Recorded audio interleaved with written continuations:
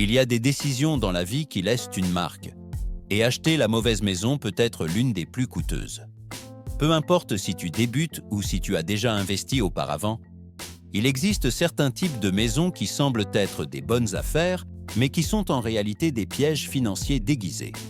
Elles promettent la stabilité, mais t'apportent des dettes, du stress et des pertes invisibles. Aujourd'hui, je vais te montrer les types de biens que tu ne devrais jamais acheter si tu veux bâtir une vraie richesse avec l'immobilier.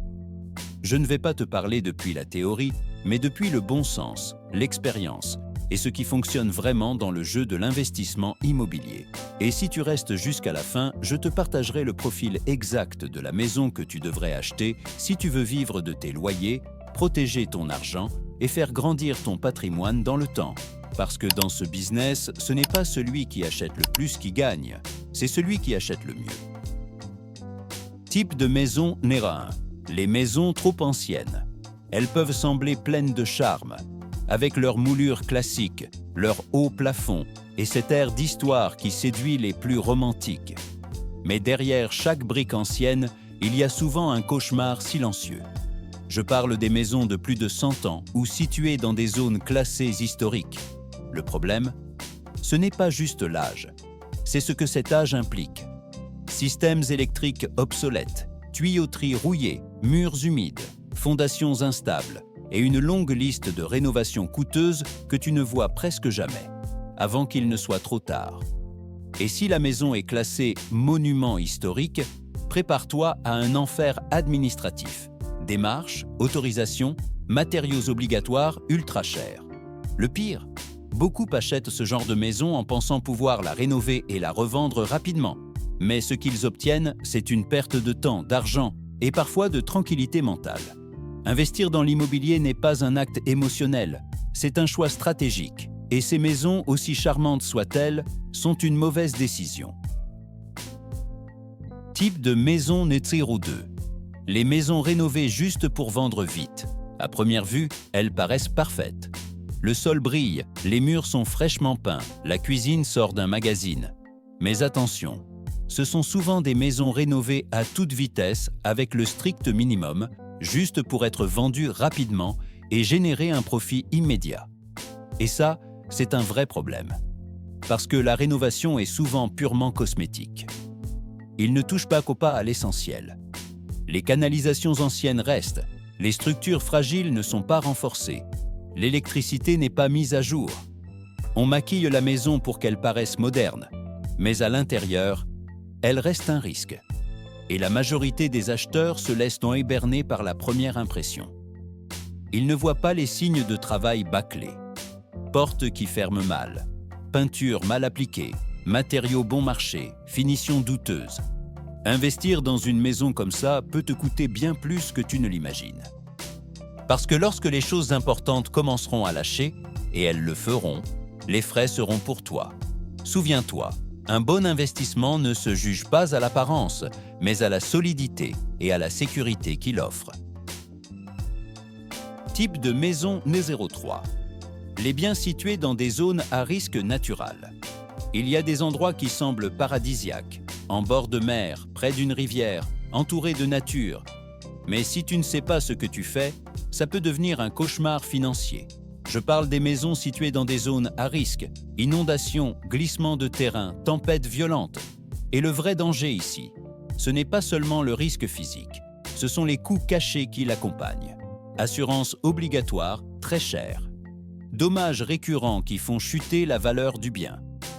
Difficulté à revendre car peu veulent prendre ce risque. Beaucoup achètent ces maisons pour le paysage, sans savoir qu'une seule tempête peut générer des milliers d'euros de dégâts pas toujours couverts. Et même si l'endroit est magnifique, vivre avec la peur constante de tout perdre, ce n'est pas un investissement, c'est un pari. Un vrai investisseur ne cherche pas les sensations fortes, il cherche la stabilité. Et cela, tu ne le trouveras pas dans des zones où la nature a le dernier mot. Type de maison numéro 4. Les maisons sans raccordement au service public. Certaines maisons paraissent bon marché, et ce n'est pas pour rien. Je parle de biens non raccordés au service public essentiel, comme l'eau potable, les égouts ou le réseau électrique. Dans ce cas, La maison dépend de systèmes privés, puis fosses septiques, générateurs autonomes. Et le problème? Tout ce qui casse, c'est toi qui payes. Et on ne parle pas de changer un robinet. On parle de réparer des fuites d'eau usées, remplacer des pompes, gérer des infiltrations souterraines ou payer un entretien constant. En plus, ces maisons attirent peu d'acheteurs. Et si un jour tu veux vendre ou louer, ce sera difficile de trouver quelqu'un prêt à gérer ces frais supplémentaires. La règle est simple. Plus une propriété dépend de systèmes privés, plus les responsabilités reposent sur toi.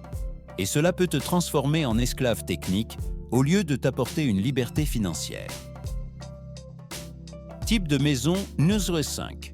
Les maisons qui perdent de la valeur. Un bien immobilier est censé t'apporter de la tranquillité et prendre de la valeur avec le temps. Mais certains types de maisons font exactement le contraire. Elles valent de moins en moins année après année, même si tu continues à payer. Je parle des maisons préfabriquées ou mobiles, ces structures légères souvent vendues comme la solution la moins chère pour commencer. Et oui, le prix d'achat peut paraître attractif. Mais voilà le piège, ce ne sont pas de vrais actifs. Elles ne prennent pas de valeur. En fait, elles se déprécient comme une voiture. Et dans de nombreux cas, tu n'achètes même pas le terrain sur lequel elles sont installées. Tu achètes juste la structure. Et si tu n'es pas propriétaire du terrain, tu dois payer un loyer mensuel pour l'emplacement. Donc tu achètes quelque chose qui ne se valorise pas et qui en plus te coûte tous les mois. En tant qu'investisseur, ton objectif doit être clair. Acheter des actifs qui prennent de la valeur, pas qui se dégradent comme un vieux grille-pain. Parce que l'immobilier, ce n'est pas avoir une petite maison pas chère, c'est construire une richesse solide et durable. Type de maison numéro 6. Les biens difficiles à revendre. Il y a une chose que beaucoup oublient quand ils achètent une maison. Un jour, tu voudras la revendre. Et quand ce moment viendra, mieux vaut que ce soit un bien que beaucoup de gens veulent acheter. Le problème, c'est qu'il existe des maisons qui, bien qu'utilisables, restreignent fortement ton marché. Par exemple, maisons avec restriction d'âge, communautés réservées aux plus de 55 ans, maisons mal conçues, sans fenêtres, couloirs étroits, pièces mal agencées, zones trop éloignées ou difficiles d'accès. Et que se passe-t-il avec ce genre de maison? Quand tu voudras vendre, il n'y aura pas assez d'acheteurs intéressés. Et sans demande, le prix chute. Ou pire, tu ne vends pas du tout. Un bon investisseur n'achète pas avec le cœur. Il achète en pensant à la prochaine étape. Il achète en sachant que ce bien doit pouvoir être loué, transformé ou revendu facilement et avec profit. Si tu achètes quelque chose que seul toi apprécies, tu resteras coincé avec quelque chose que toi seul peux assumer. Et ça, ce n'est pas un investissement, c'est un fardeau. Et si tu es resté jusqu'ici, je veux te récompenser avec quelque chose d'important. Beaucoup te disent ce qu'il faut éviter, mais peu te disent ce qu'il faut vraiment chercher. Alors écoute bien, parce que ça peut faire la différence entre perdre de l'argent ou commencer à construire ta vraie liberté financière. La meilleure maison que tu puisses acheter en tant qu'investisseur n'est pas la plus belle, ni la moins chère. C'est celle que la majorité des gens veut avoir. Une maison fonctionnelle avec une bonne disposition, au moins 2 ou 3 chambres, proches des services, avec un accès facile et, surtout, dans la moyenne des prix du marché. Ce type de bien se loue facilement, se vend facilement et prend de la valeur avec le temps. Et si tu arrives à l'acheter en dessous de sa vraie valeur, tu gagnes de l'argent dès le premier jour, même sans rien faire. C'est ça, penser comme un investisseur. Tu n'achètes pas avec émotion, tu achètes avec vision. Et pendant que les autres s'endettent pour une maison qu'ils ont du mal à entretenir, toi, tu construis un patrimoine qui travaille pour toi. Parce qu'au final, il ne s'agit pas d'avoir plusieurs maisons. Il s'agit d'avoir la bonne. Et maintenant, tu sais laquelle c'est. Si cette vidéo t'a ouvert les yeux, imagine ce que la prochaine peut t'apporter. Abonne-toi maintenant pour ne manquer aucun des prochains contenus.